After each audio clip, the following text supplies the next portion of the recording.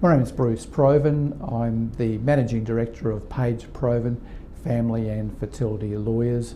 We're a firm of lawyers that practices exclusively in family and fertility law in central Brisbane.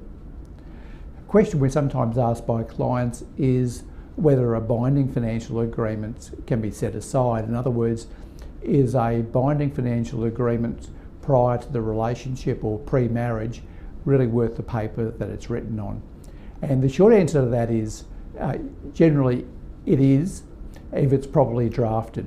Now, there are some circumstances where a court can set aside a prenuptial agreement, but those cases are the exception, and some of the grounds upon which a court can set aside, and they have set aside these prenuptial agreements, are things like, firstly, if there's been undue influence. Now, what undue influence is a situation where one of the parties to a marriage says that they didn't properly understand or didn't give their true consent to what is in the agreement.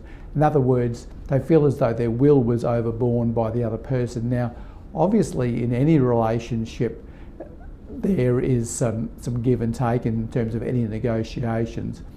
But where the circumstance between the parties is one such that a court finds that the will of one of the parties has been overborne, in that case the agreement could be set aside on the basis of undue influence. The other situation where it can be set aside is what's called unconscionable conduct. And what that means is that one of the parties to the relationship has some sort of disability and the other person takes advantage of that disability. Now, it might not just be some physical disability or mental disability. It can be something as simple as whether there's an infatuation, which means that one of the parties will basically sign anything to keep the other person happy, but importantly, the other person is aware of that and takes advantage of those circumstances. Now, there are some other circumstances when these agreements can be set aside. There are certain formalities that have to be complied with, and if those formalities are not complied with, they can be set aside. The agreement needs to refer to the correct sections of the Family Law Act, for example. The agreement needs to be signed by both lawyers, and the lawyers must state that they have given their client advice about the advantages and disadvantages of signing the agreement before it's signed.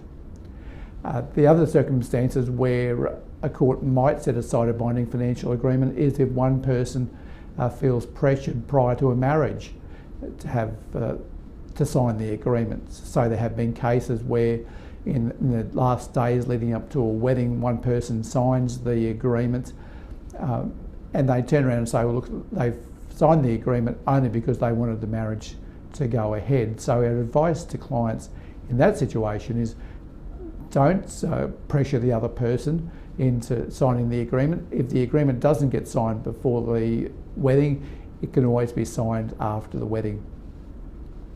So those are just some examples of when a court might set aside a binding financial agreement. So if you're contemplating entering into a binding financial agreement, please come and see us at Page Provan and we can give you the appropriate advice about what needs to be done to make sure that that agreement sticks and is unlikely to be set aside. So Bruce Provan from Page Provan, Family and Fertility Lawyers.